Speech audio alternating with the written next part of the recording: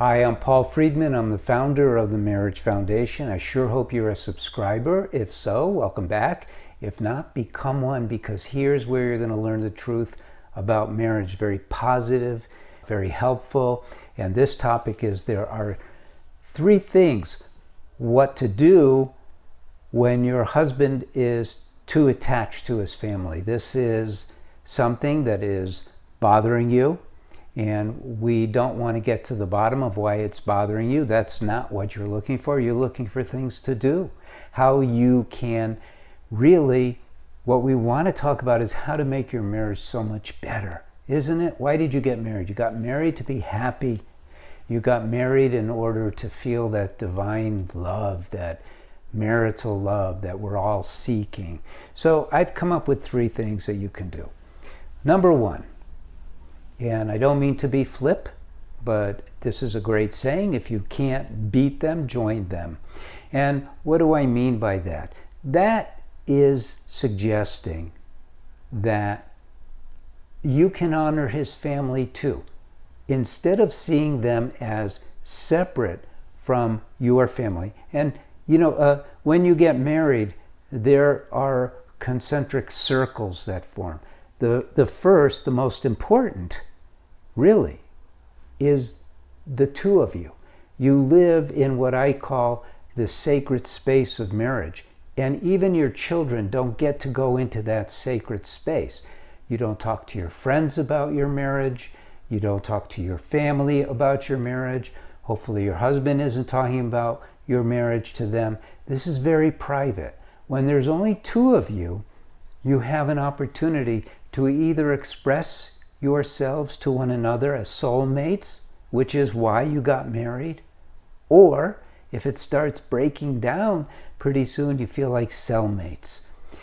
And if your husband is spending more time than you think he should with his family, and he's too attached to them, it's usually an indication, if you just look at it objectively, that he's choosing to be with people who, from his point of view, love him and are more loyal to him than you are.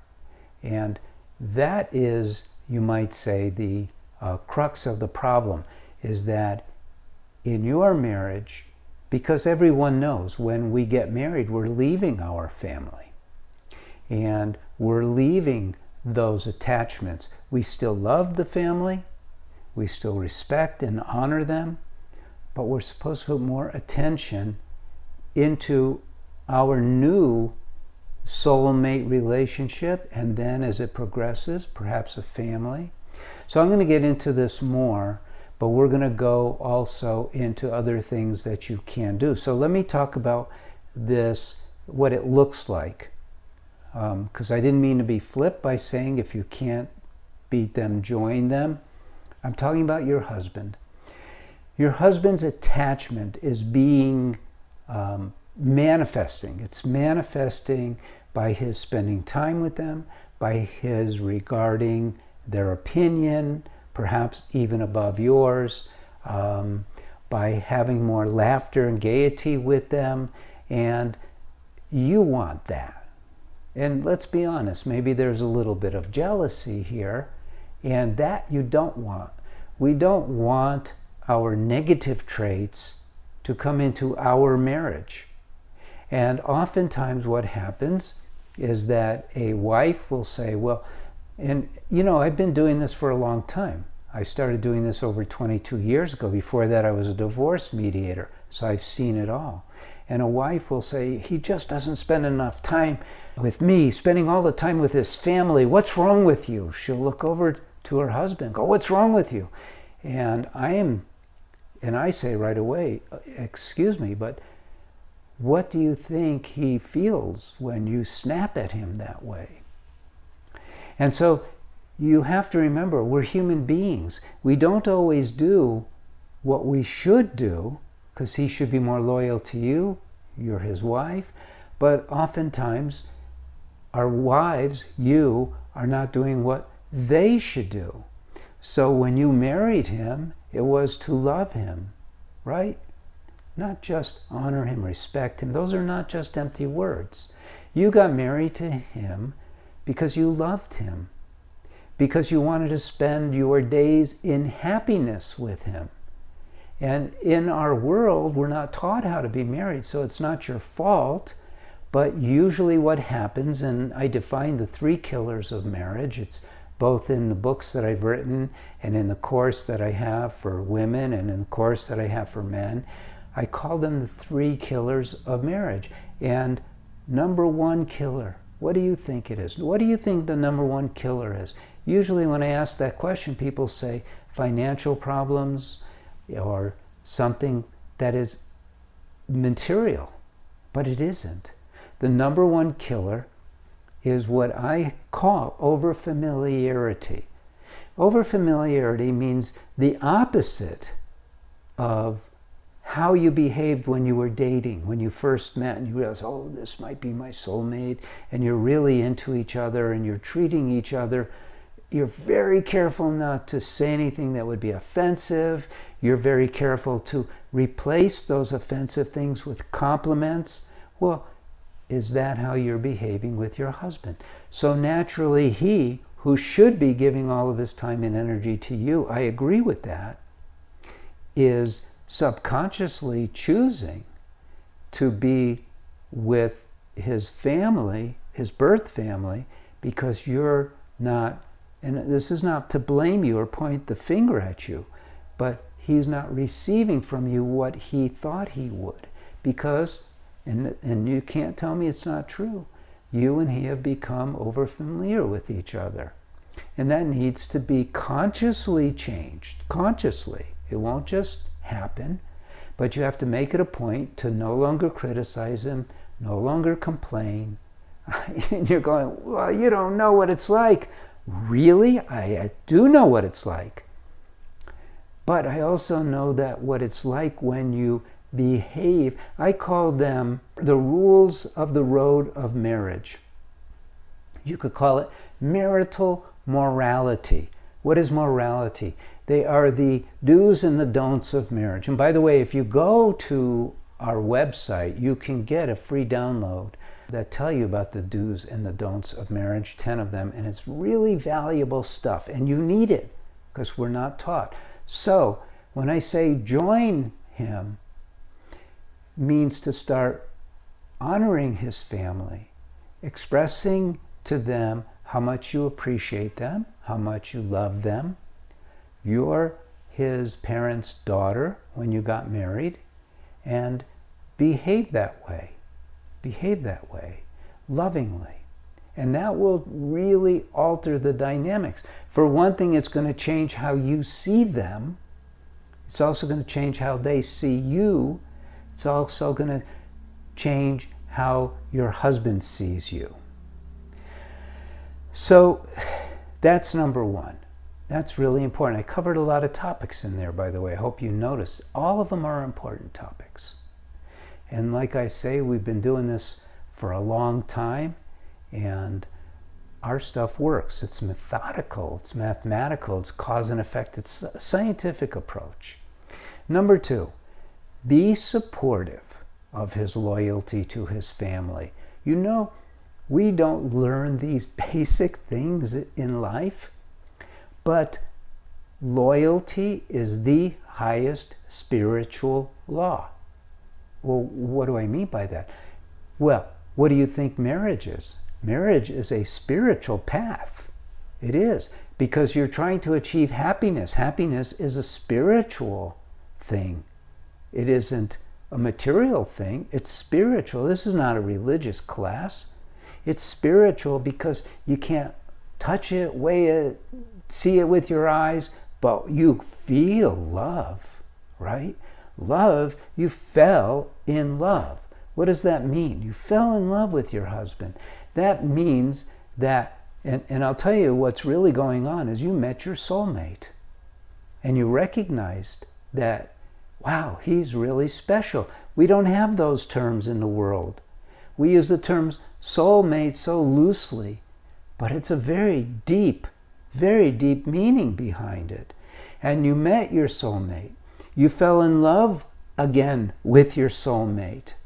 You wanted to be with your soulmate for the rest of your lives. And so you progressed in the relationship until you got married. Why get married? Because you wanted to be happy. Not just happy, and certainly not happy because you buy each other things, or you live in a nice apartment, or you drive a great car. You wanted to be happy because you were together, because you were experiencing happiness together. That happiness is real. It's not tangible, it's spiritual. And what else do you get married for? You got married because you wanted to experience love. Love.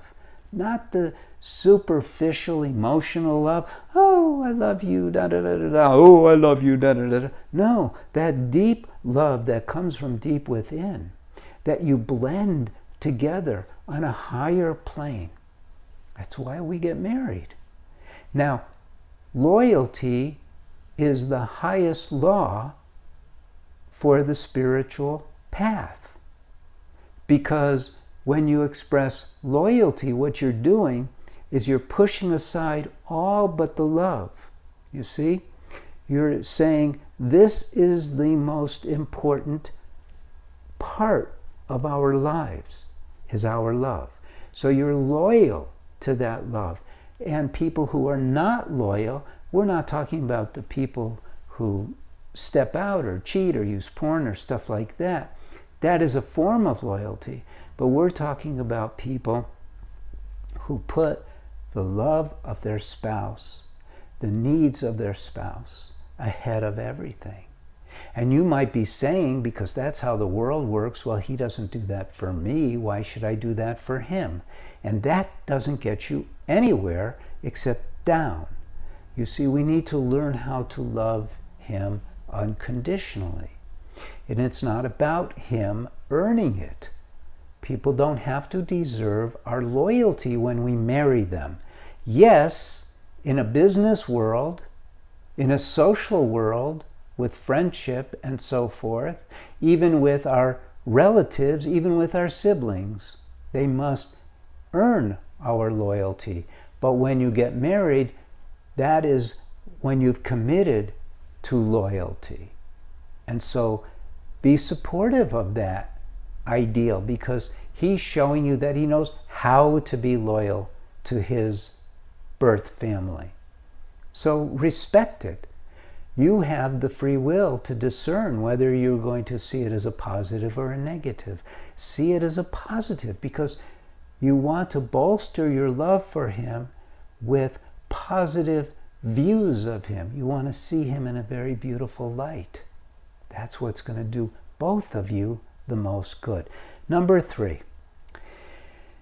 And I've been talking a lot about marriage. Well, guess what? The Marriage Foundation is all about marriage, right?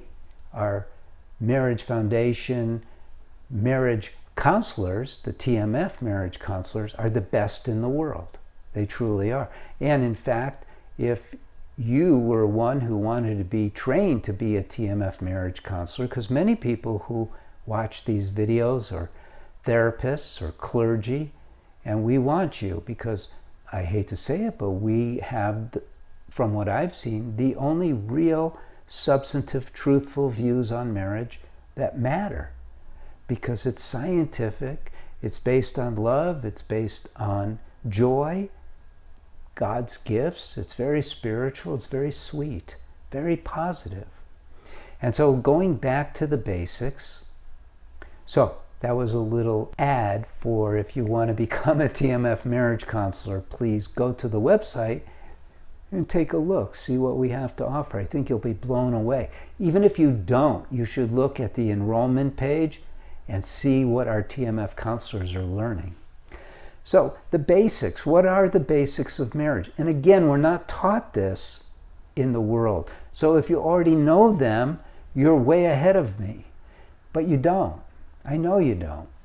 Because we're not taught. We're taught how to drive a car. Well, marriage is more complicated. We never learned how to be married. And it's important. Because when we get married with subconscious assumptions that are not so far off. They're based on our intuition that we're with the right person. I love this person. I'm not going to mistreat this person. On the contrary, I'm going to show them how much I love them. And that falls apart pretty quickly, doesn't it? You know, we went to a bridal show and set up a booth. We were all ready because we have a course for premarital, and we offered for free to the first 10 people or something who signed up, they could get the course for free. And guess what? People were not receptive. They didn't want the course. And they were afraid.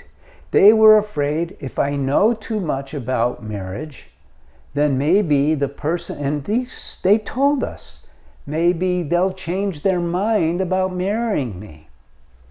We live in such an uncertain world. There's so many pitfalls. There's so many things to undermine everything in this world, but marriage is safe. It's so safe, but we're not taught how safe it is.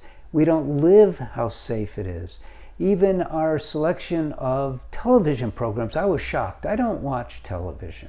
But I happened to be in an ER, this many, many years ago, probably 15 years ago or so, and I was in the ER waiting for somebody, and on came this show, a sitcom, and what I saw was unbelievable. The sexual innuendo was nothing. It was overt. And people have equated sex with love and love with sex, which just defines how little we know about marriage, how little we know about who and what we are and what our capabilities are. Well, we get married because it's this beautiful gift from God in order for us to learn how to love unconditionally and get the benefit of being with only one person. So the world is out. We don't have to deal with the treachery of the world. We don't have to deal with competing within our sacred space of marriage. We could really have a fulfilling married life, just filled with joy, filled with love. When you know how to be married, and this is where my books come in. If you're not, in these videos too, many people have learned so much just watching these videos. We see the comments all the time.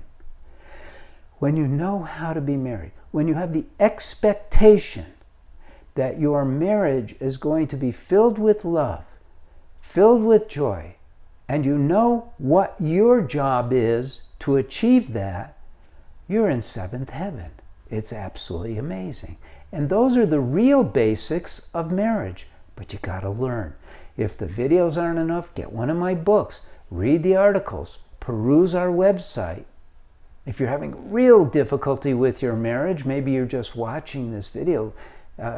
Oftentimes we get someone who writes and they say, you know, I am binge watching your videos, and it may not even pertain to you, but one of the books will help you a great deal more than these videos. So get one of the books.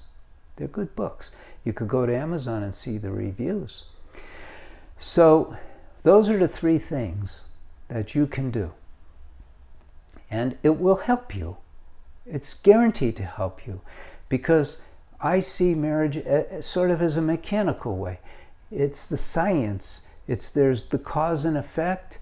There's what it is I'm trying to achieve in marriage. What do I want to avoid? What do I do that's going to enhance the love, enhance the happiness? And it's complex, only in that there's many moving parts, but it's simple. What do I want out of my marriage? Two things, only two things, if you really boil it down. Happiness, and of course that begs the question, well, how do I achieve happiness? And love. That's it. So those questions are answerable. How do I achieve happiness and love? Well, happiness is easy. By learning how to love unconditionally, the more you love, the happier you'll be. It's not that complicated. Nothing we do is very complicated, but there's a lot to learn because we're so misled in our society. The world does not know how to be married. Proof? Look at the level of divorce. Look at the unhappiness. Look at the unhappiness in your own marriage just because your husband has an attachment to his family. Those two don't equate. His attachment to his family should not in any way take away from his love and attention to you. And it's not his fault. It's not your fault. There's an educational process here that's missing. And that's it. God bless you. I'm so glad that you tuned in. I hope you subscribe. I hope you're able to like this video, and I hope you leave a positive comment. God bless you. And again, I'm Paul Friedman. I'm the founder. Take care.